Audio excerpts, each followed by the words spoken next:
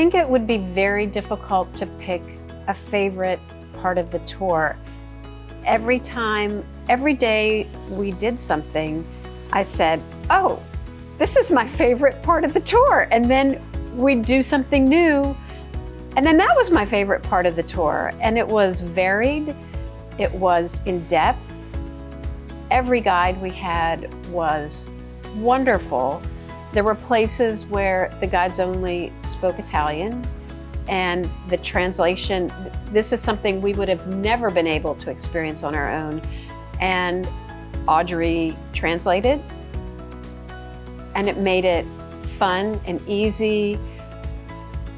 We ate unbelievably well. We drank incredible wines, and she solicited our opinion for, might we want to try this or might we want to try that? And there were options as the tour went on, which was great.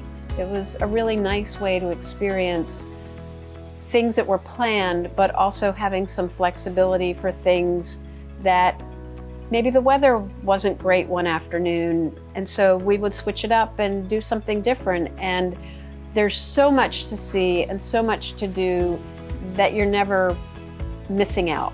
And if we were on our own, it would have been a lot harder. The depth of knowledge that Audrey brings to the experience is really value added, very much value added. And I think that Audrey, by virtue of what she does, is well connected in the community here. And when we told her we wanted to visit some wineries, there are certain wines from Friuli that we drink at home, and it's a very select set because not many of them make it into the United States. And she was able to set up tours for us and wine tastings in wineries that basically we'd not heard of. And unfortunately, in some cases, the wines aren't available in the US, but it was an experience for us to have an opportunity to taste them. And some of these wineries she had never really had connections with, but she was able to get on the phone and talk to people and make it happen. And I think that's pretty extraordinary, because for us, there's no way we could have gotten into those situations because we don't know who the people are. We wouldn't have known who to contact. I also think that the cultural side of it, and I'll give a shout out to Anna, she was phenomenal. I mean, we spent 3 days in a variety of different places with her. Her depth of knowledge, at one level, she gave us really good information, but as soon as you asked the question, all of a sudden, there was all this additional information that she had, and she was really happy to share it with people who were interested in learning about it. And I thought that was really interesting.